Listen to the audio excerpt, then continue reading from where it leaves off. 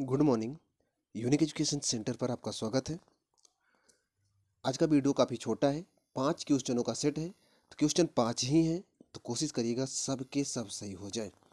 हो सकता है अगला वीडियो नदियों का हो, या फिर हो सकता है एक वीडियो और पर्वतों से आए, क्योंकि पर्वतों से जुड़ी हुई जितनी जानकारी है मैं आपको बता देना चाहता हूँ, ताकि पेपर में अगर पर्वतों से क्वेश्चन आए तो आपसे गलती ना हो। चलिए फिर देख लेते हैं। 5 क्वेश्चनों का सेट है और पाँचों आपको सही करना है। और ध्यान दीजिएगा, क्वेश्चन के अलावा जो आपको अलग से नॉलेज बताया जाता है उसको उसको ज़रूर ध्यान से सुना करिए। यहाँ पर कुछ भी फालतू नहीं बताया जाता, वही बताया जाता है जो आपके पेपर के लिए काफ़ी महत्वपूर्ण हो। तो ध्यान से देखें और क्वेश्चन सॉल्व करें, और सही करने की पूरी कोशिश करें कि सब सही हो जाए। चलिए फिर पहला क्वेश्चन देखते हैं। क्वेश्चन है, नर्मदा एवं ताप्ती नदियों के मध्य स्थित है। नर्मदा और ताप्ती नदियों के मध्य कौन स्थित है? अरावली, सतपुड़ा, राजमहल, विंध्य पर्वत। सोचें और बताएं कि नर्मदा और ताप्ती नदियों के मध्य कौन सा पर्वत स्थित है।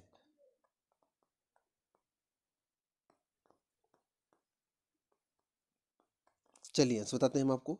यहाँ पर ऑप्शन बी सही है, सतपुड़ा पहाड़ियाँ। नर्मदा और ताप्ती नदियों के बीच में जो पहाड़ी है उसका नाम है सतपुड़ा। एक मिनट हम आपको दिखाते हैं। ये भारत का मैप देखें आप, हम इसको थोड़ा जूम कर रहे हैं, देखें ध्यान से आप। ये है मध्य प्रदेश। मध्य प्रदेश में यहाँ से आती है नर्मदा नदी, अमरकंटक के पास से निकली है और ऐसे आती है और खंभात की खाड़ी में गिरती है। ये वाली खाड़ी खंभात की खाड़ी है, ये वाली खाड़ी कच्छ की खाड़ी है, इसको ध्यान रखिएगा। और यहाँ से निकली है ताप्ती नदी, ये भी आके खंभात की खाड़ी में गिरती है। ध्यान दीजिएगा, क्वेश्चन ये भी आता है कि कौन कौन सी नदियाँ खंभात की खाड़ी में गिरती हैं, कौन सी नदियाँ कच्छ की खाड़ी में गिरती हैं, तो इसको ध्यान रखिएगा। दूसरी बात, इन्हीं दोनों नदियों के बीच में एक पर्वत है, ये ऐसे, इस पर्वत का नाम है सतपुड़ा पर्वत। सतपुड़ा पर्वत दो तरफ से ब्लॉक कर दिया गया है, बंद गया है, इधर से नर्मदा नदी और इधर से ताप्ती नदी, इसलिए सतपुड़ा पर्वत को ब्लॉक पर्वत भी कहते हैं। ध्यान दीजिएगा, पर्वत की कई श्रेणियां होती हैं, वलित पर्वत, संग्रहित पर्वत, अपशिष्ट पर्वत, ज्वालामुखी से निर्मित पर्वत और ब्लॉक पर्वत। तो सतपुड़ा ब्लॉक पर्वत के अंतर्गत आता है। अब ब्लॉक पर्वत कैसे बनता है? मान लीजिए, ब्लॉक पर्वत जो होता है चट्टानों के अपभ्रंश से बनता है। मान लीजिए ये चट्टानें हैं, ये मिली हुई हैं ऐसे ऐसे। अब क्या हुआ कि इसके ऊपर यहाँ पर लोग रहते हैं इस पर। अब क्या होगा, अगर ये चट्टानें इधर खिसक जाएं, ये चट्टान इधर खिसक जाए, तो ये वाला पार्ट तो नीचे आ जाएगा। इसमें थोड़ा सा इतना पार्ट नीचे आ जाए और इधर का इतना पार्ट नीचे आ जाएगा, तो बीच वाला पार्ट ये उठा रह जाएगा और इधर का पार्ट नीचे आ जाएगा। तो जो उठा रह जाएगा, ये जो नीचे आ जाएगा, इसकी तुलना में ये उठा है, अतः ये पर्वत जैसा दिखेगा, तो ये ब्लॉक पर्वत बोला जाता है। ऐसे बनते हैं ब्लॉक पर्वत, इसको ध्यान रखिएगा। तो यहाँ पर आप समझ नहीं पाए होंगे, हम फिर से बता दे रहे हैं। जैसे मान लीजिए ये एक पूरी संरचना है पर्वत की, ऊपर की चट्टान की। अब क्या हुआ कि इसमें इतना भाग, ये इतना भाग और इधर से इतना भाग धंस गया। अगर ये इतना भाग धंस के इधर चला आएगा तो इतना भाग उठा दिखेगा। अगर मान लो ये भाग धंसा और ये भाग धंसा, तो लोग यहाँ जो रहेंगे धंसे हुए भाग में, इनके लिए तो ये वाला भाग उठा हुआ दिखेगा ना। जब ये भाग उठा दिखेगा तो ये पर्वत जैसा बोला जाएगा। तो इसे, ऐसे पर्वत को जो दो तरफ से भ्रंशों के निर्माण से बन जाता है, ऐसे पर्वतों को ब्लॉक पर्वत कहा जाता है। और वास्तव में ब्लॉक पर्वत कोई पर्वत नहीं होता, इसलिए इसे असत्य पर्वत भी कहा जाता है। ध्यान रखिएगा, क्योंकि ये भ्रंशों के निर्माण से बना है, वास्तव में पर्वत नहीं था, इसलिए इसे असत्य पर्वत भी कहते हैं और ब्लॉक पर्वत भी कहते हैं। तो ध्यान रखिएगा। तो सतपुड़ा जो है ब्लॉक पर्वत के अंतर्गत आता है और नर्मदा और ताप्ती नदियों के मध्य स्थित है, ये याद रखेंगे। बाकी जो अरावली पर्वत उसमें था, अरावली पर्वत आपको यहाँ से मिलेगा, देखिए ऐसे, ये ऐसे गया है दिल्ली तक। दिल्ली में जो रायसीना पहाड़ियाँ हैं, माना जाता है कि अरावली पर्वत का हिस्सा है। और रायसीना पहाड़ी को ही काट कर उसी पर राष्ट्रपति भवन बनाया गया है, जिसमें 340 कमरे हैं, याद रखिएगा। और राष्ट्रपति भवन में रहने वाले प्रथम गवर्नर जनरल जो थे, लॉर्ड इरविन थे, ये भी आप याद रखिएगा। दूसरा आप पढ़े थे विंध्य पर्वत। तो विंध्य पर्वत आपको यहाँ से मिलेगा, जो कि उत्तर प्रदेश के मिर्जापुर यहाँ से, तो यहाँ के आसपास से शुरू हुआ है, ऐसे आया हुआ है विंध्य पर्वत। ध्यान रखिएगा, विंध्य पर्वत को ही उत्तर प्रदेश में विंध्याचल कहते हैं। विंध्य पर्वत जाने जाते हैं हीरा के लिए। विंध्य की चट्टानें जहाँ होंगी वहाँ पर हीरा मिल सकता है, इसको भी आप याद रखेंगे। अगला आप एक हुआ अरावली, एक हुआ सतपुड़ा और एक हुआ बिंद। तो हमने आपको तीनों पर्वतों के बारे में बता दिया। और जो उसमें राजमहल की पहाड़ियाँ थी उसको मैं आपको दिखा देता हूँ। राजमहल की पहाड़ियाँ वास्तव में यहाँ पर हैं, झारखंड में है, ध्यान रखिएगा, झारखंड में है ये राजमहल की पहाड़ियाँ हैं। और माना जाता है कि यही राजमहल की पहाड़ियाँ ही मेघालय तक बढ़ी हुई हैं। जो मेघालय में गारो खासी जयंतिया पहाड़ियाँ हैं, ये माना जाता है कि राजमहल पहाड़ियों का ही हिस्सा है। पिछली वीडियो में बताए थे हम आपको, तो ध्यान रखिएगा। ये यहाँ पर जो ऑप्शन था सतपुड़ा पहाड़ी है, आप इसको याद रखेंगे। इधर देखें, ये है सतपुड़ा पर्वत। इसकी घाटियाँ आप देख सकते हैं, बगल में कितना भ्रंश बना हुआ है, तो ऐसे भ्रंशों में से ही नदियाँ बहती हैं। और मध्य प्रदेश में सतपुड़ा की पहाड़ी में ही पंचमढ़ी घाटी है। पिछली बार हम आपको बताए थे पंचमढ़ी हिल स्टेशन कहाँ है, आप पढ़े होंगे, मध्य प्रदेश में है। और ये सीजीएल में क्वेश्चन आया था, पंचमढ़ी हिल स्टेशन कहाँ पर है, तो मध्य प्रदेश में, याद रखिएगा। और इसकी जो सबसे ऊंची चोटी है सतपुड़ा की, उसका नाम है धूपगढ़। पिछले वीडियो में ये क्वेश्चन भी हम आपसे पूछे थे। और इसकी ऊंचाई है, यहाँ देखिए, 1352 मीटर। ये भी आप याद रखेंगे, इंपॉर्टेंट है। थोड़ा सा डिटेल देख लेते हैं। सतपुड़ा भारत के मध्य भाग में स्थित एक पर्वतमाला है। सतपुड़ा पर्वत श्रेणी नर्मदा एवं ताप्ती नदियों की दरार घाटियों के बीच में राजपीपला पहाड़ी, महादेव पहाड़ी, मैकाल पहाड़ी श्रेणी के रूप में विस्तृत है। जो सतपुड़ा है 3 भागों में बटी हुई है। एक भाग का नाम है राजपीपला, एक भाग का नाम है महादेव, एक भाग का नाम है मैकाल। तो ये तीनों सतपुड़ा के ही हिस्से हैं। पूर्व में इसका विस्तार छोटे नागपुर पठार तक है। यह पर्वत श्रेणी एक ब्लॉक पर्वत है, हमने आपको शुरू में बताया था। और मुख्यतः ग्रेनाइट और बेसाल्ट से बना हुआ है। ग्रेनाइट बहुत कठोर होता है, इसको आप याद रखिएगा। और इसकी सर्वोच्च चोटी यहाँ पर देखो धूपगढ़ लिखा है, जो 1350 मीटर है। तो महत्वपूर्ण चीज़ें आपको बताई गई हैं। हालांकि आज 5 ही क्वेश्चन है, लेकिन जो चीज़ें और बताई जा रही हैं वो आप जरूर ध्यान रखिएगा। और एक चीज़ आपको बता दें, यहाँ पर जो ग्रेनाइट शब्द लिखा गया है, ग्रेनाइट ऐसे पत्थर होते हैं जो रवेदार होते हैं, छोटे छोटे दाने मिलते हैं इनमें, इनमें परतें नहीं मिलती। ग्रेनाइट परतदार चट्टानों के अंतर्गत नहीं आता। लाल बलुआ पत्थर परतदार चट्टानों के अंतर्गत में आता है, लेकिन ग्रेनाइट दानेदार चट्टानों के अंतर्गत आता है। ये भी आप याद रखेंगे। परतदार चट्टानें और ग्रेनाइट चट्टानों की अगर बात करें तो परतदार से 1000 गुना मजबूत होती हैं। ग्रेनाइट की चट्टानें बहुत मजबूत होती हैं, इनको तोड़ना बहुत मुश्किल होता है। और परतदार को आप आसानी से तोड़ सकते हो ग्रेनाइट की तुलना में। ध्यान रखिएगा, ग्रेनाइट काफ़ी महंगा भी मिलता है, ये भी आप याद रखेंगे।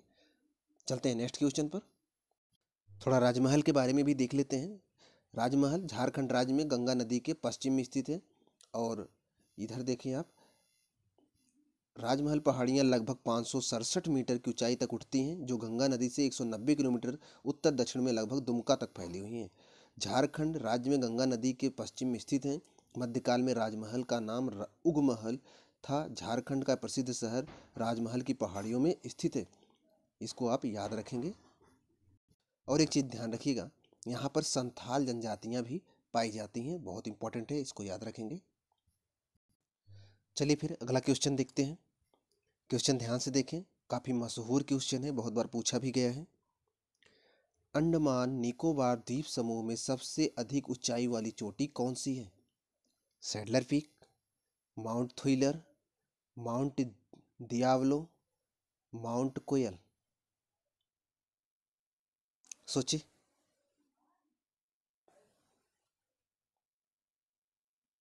चलिए आंसर बताते हैं आपको।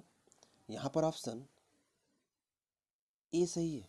सैडलर पीक, अंडमान निकोबार जो द्वीप समूह है उसकी सबसे ऊंची चोटी सैडलर पीक है। ध्यान रखिएगा, सैडल पीक लिखा है, सैडलर पीक भी मिलता है। माउंट थ्रिलर भी वहीं पर है, माउंट दियावलो भी वहीं पर, माउंट कोयल भी वहीं पर, ये सब वहीं पर है। लेकिन ये जो सैडलर पीक है वो अंडमान निकोबार द्वीप समूह की सबसे ऊंची चोटी है, इसको आप याद रखेंगे। यहाँ पर देखो आप, सैडलर पर्वत भारत के अंडमान और निकोबार द्वीप समूह का सबसे ऊंचा पहाड़ है। यह उत्तर अंडमान द्वीप पर स्थित है और सैडलर पीक राष्ट्रीय उद्यान से घिरा हुआ है। मतलब वहाँ एक राष्ट्रीय उद्यान भी है, उस राष्ट्रीय उद्यान का नाम है सैडलर पीक राष्ट्रीय उद्यान। यह पर्वत दिगलीपुर से 10 किमी, दिगलीपुर वहीं पर है। अंडमान द्वीप समूह की एकमात्र नदी कलपोंग नदी इसकी ढलानों से आरंभ होती है। दो चीज़ आपको इंपॉर्टेंट मिला है, एक सैडलर पीक राष्ट्रीय उद्यान और एक कलपोंग नदी भी, जो कि अंडमान में बहती है। तो इसको भी आप याद रखेंगे। थोड़ा आगे बढ़ते हैं। ये देखें आप सैडल पीक, ये आप दृश्य देखें, ये है अंडमान निकोबार द्वीप समूह। तो इसमें यहाँ पर सैडलर पीक आपको मिलेगा, ध्यान दीजिएगा। और अंडमान निकोबार तो नीचे तक फैला हुआ है, तो याद रखिएगा। और इसकी ऊंचाई जो है वो 737 मीटर है, तो ये भी याद रखेंगे आप, सैडलर पीक। चलिए अगले क्वेश्चन पे चलने से पहले कुछ मैं आपको बताना चाहता हूँ। देखिए, स्वस्थ शरीर में ही स्वस्थ दिमाग का निवास होता है। दिमाग अगर स्वस्थ हो, शरीर अगर स्वस्थ हो, तो दिमाग भी स्वस्थ रहेगा। और जब दिमाग स्वस्थ रहेगा तो आप जो भी करना चाहोगे, जो भी काम करोगे, उसमें आप पूरा परफॉर्मेंस दे सकते हो। तो आप योगा करो, रनिंग करो, ये बहुत ज़रूरी होते हैं। इससे शरीर तरोताज़ा रहता है, दिमाग स्वस्थ रहता है और आप अच्छे से अपने काम में पूरा 100% परफॉर्मेंस दे सकते हो। मान लो आप नहीं करना चाहते हो कुछ, तो एक छोटा सा काम तो कर ही सकते हो। सुबह उठने के बाद कम से कम 2 से 3 ग्लास पानी खाली पेट उठते ही आपको पीना है। अब इससे क्या होगा, जैसे आपने रात में खाना खाया, सो गए, रात भर खाना जो पचा होगा वो ग्लूकोज के रूप में रक्त में मिला होगा, और वो रक्त गाढ़ा हुआ होगा, रक्त में बहुत सारी गंदगी भी फैली हुई होगी।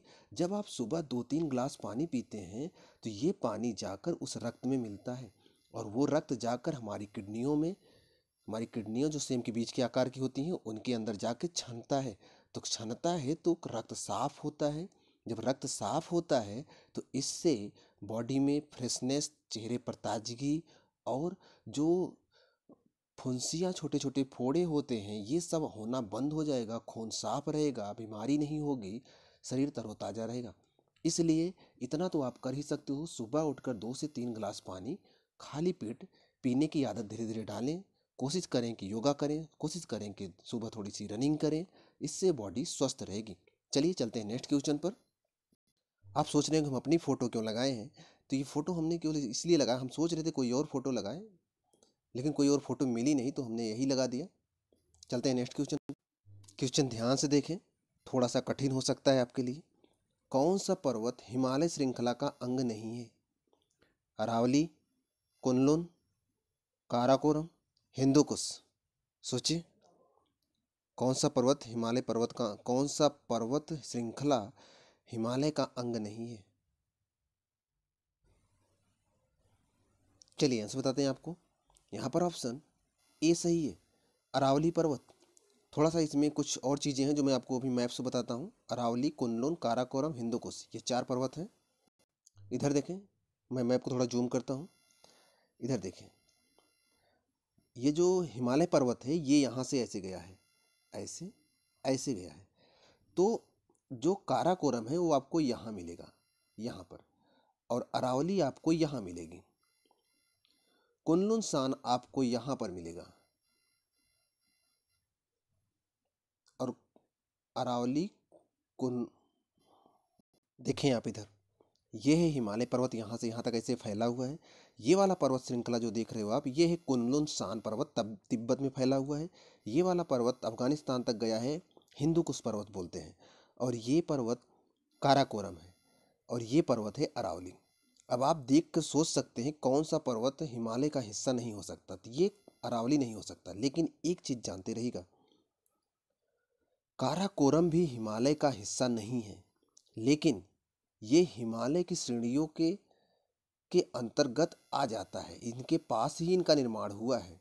हिमालय पार पर्वत बोला जाता है, ये हिमालय का हिस्सा नहीं है, ध्यान रखिएगा, लेकिन हिमालय पार पर्वत बोला जाता है। इसलिए इसको माना जाएगा कि इन सब में सबसे सटीक आंसर ये होगा, अरावली पर्वत।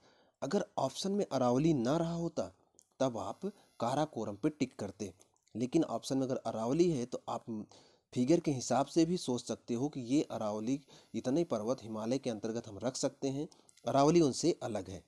तो इसलिए कुछ नॉलेज आपको डीपली होना ज़रूरी है। कभी कभी ऐसे क्वेश्चन आते हैं कि जिसमें बहुत ज़्यादा जानकारी होना, तभी आंसर संभव हो सकता है कि आप सही लगा पाओ। तो यहाँ पर क्लियर हो गया होगा। चलते हैं हम नेक्स्ट क्वेश्चन पर। तो यहाँ पर ऑप्शन ए सही था। चलते हैं नेक्स्ट क्वेश्चन पर। क्वेश्चन ध्यान से देखें, हिमालय की सबसे ऊंची चोटी, हिमालय की सबसे पूर्वी चोटी कौन सी है? हिमालय की सबसे पूर्वी चोटी, नामचा बरवा, अन्नपूर्णा, कंचनजंगा, एवरेस्ट। सोचें, हिमालय की सबसे पूर्वी पर्वत से चोटी कौन सी है? चलिए आंसर बताते हैं हम आपको। यहाँ पर ऑप्शन ए सही है। नामचा बरवा हिमालय की सबसे पूर्वी चोटी है। ये कहाँ पर है? अरुणाचल प्रदेश में है। इसको आप ध्यान रखिएगा। नामचा बरवा अरुणाचल प्रदेश में है और अरुणाचल प्रदेश भारत का सबसे पूर्वी राज्य है, ये तो आप जानते हो। तो ये वहीं पर है। अन्नपूर्णा, कंचनजंगा और एवरेस्ट, एवरेस्ट आपको नेपाल में मिल जाएगा, कंचनजंगा आपको सिक्किम में मिल जाएगा और अन्नपूर्णा भी आपको नेपाल में मिल जाएगा। यहाँ पर देखें आप, नामचा बरवा दक्षिण पूर्व तिब्बत में हिमालय पर्वतमाला का एक पर्वत है। 7,782 मीटर ऊंचाई है।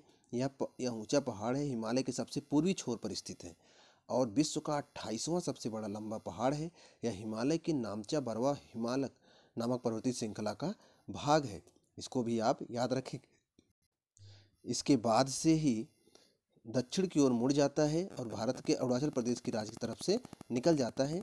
और इसी पर्वत के आसपास नदी बनाने वाली तंग घाटी बहुत ही विशाल है। इसको भी याद रखेंगे, मतलब वहाँ पर बहुत सारी नदियाँ भी बहती हैं, तो इसको आप याद रखेंगे। ये देखें आप, नामचा बरवा पर्वत आपको दिख रहा होगा। तो भारत का सबसे पूर्वी, हिमालय का सबसे पूर्वी पर्वत है, इसको याद रखेंगे आप। अगर बात करें अन्नपूर्णा की, अन्नपूर्णा पर्वत, तो इसकी ऊंचाई है 8,091 मीटर। विश्व में इसका 10वां स्थान आता है, याद रखेंगे आप। और यहाँ पर आप देखें, एक मिनट, ये देखिए, ये जो नेपाल वाला पार्ट है, हमने आपको बताया कि अन्नपूर्णा नेपाल में है, तो ये जो नेपाल वाला पार्ट है, ये देखिए, इधर से उत्तराखंड से नेपाल अलग होता है ऐसे, तो ऐसे ये यहाँ से इधर, तो यहाँ पर अन्नपूर्णा लिखा हुआ, तो ये वाला यहाँ पर अन्नपूर्णा मिलेगा आपको। यहाँ पर आपको मिल जाएगा माउंट एवरेस्ट, आपको यहाँ पर मिलेगा। तो अन्नपूर्णा नेपाल में है, इसको आप याद रखेंगे। तो यहाँ पर ऑप्शन बी सही है। सॉरी, सबसे पूर्वी चोटी नामचा बरवा है। यहाँ पर ऑप्शन ए सही है, नामचा बरवा। तो इसको याद रखेंगे। चलते हैं नेक्स्ट क्वेश्चन पर। क्वेश्चन ध्यान से देखें, काफ़ी सरल क्वेश्चन है आपके लिए। हिमालय पर्वत श्रेणी निम्नलिखित में से किस राज्य का हिस्सा नहीं है? उत्तराखंड, उत्तर प्रदेश, सिक्किम, हिमाचल प्रदेश। हिमालय पर्वत श्रेणी किस राज्य का हिस्सा नहीं है? उत्तराखंड, उत्तर प्रदेश, सिक्किम, हिमाचल प्रदेश। चलिए आंसर बताते हैं आपको। यहाँ पर ऑप्शन बी सही है। इसको मैं आपको मैप से दिखाता हूँ। हमने आपको अभी बताया था, आप देखें, ये मैं जूम कर रहा हूँ मैप थोड़ा सा, देखें, हमने आपको बताया था कि हिमालय ऐसे गया हुआ है, ऐसे। तो ऑप्शन में था उत्तराखंड, उत्तराखंड ये है, हिमाचल प्रदेश ये है, सिक्किम ये है और उत्तर प्रदेश ये है। तो आप देख लीजिए, हिमालय उत्तराखंड से गया है, हिमाचल प्रदेश से गया है और सिक्किम से भी गया है, लेकिन उत्तर प्रदेश से नहीं गया है। ध्यान रखिएगा, हिमालय के 3 पार्ट हैं, महान हिमालय, लघु हिमालय, उसके बाद शिवालिक हिमालय। तो ये महान हिमालय, इसके बाद लघु हिमालय ऐसे गया है, उसके बाद शिवालिक हिमालय भी ऐसे गया है। उसके बाद शुरू होता है भाबर क्षेत्र। भाबर क्षेत्र में वो स्थान आते हैं जहाँ पर बड़े बड़े कंकड़ पत्थर मिलते हैं, तो ये भाबर का क्षेत्र होता है। इसके बाद तराई का क्षेत्र होता है। उसके बाद उत्तर प्रदेश का मैदानी क्षेत्र आता है। नदियाँ यहाँ से जो निकलती गंगा नदी, उसके पहले वो आती है भाबर क्षेत्र में, उसके बाद तराई क्षेत्र में, उसके बाद वो मैदान के क्षेत्र से प्रवाहित होते हुए पश्चिम बंगाल से बांग्लादेश में जाकर बंगाल की खाड़ी में गिर जाती हैं। तो इसको आप ध्यान रखिएगा। तो ये उत्तर प्रदेश से हिमालय नहीं गया है, इसको आप याद रखेंगे। यहाँ पर 5 क्वेश्चन कंप्लीट होते हैं। आपको बहुत सारा नॉलेज दिया गया है। हो सकता है अगला वीडियो, एक वीडियो और हो सकता है पर्वतों से हो, नहीं तो अब नदियाँ शुरू होंगी। तो आप अच्छे से पढ़ते रहें। अगर आप चैनल पर नए हैं, चैनल को सब्सक्राइब कर लीजिए। मिलते हैं आपसे नेक्स्ट वीडियो में, तब तक आप पढ़ते रहें।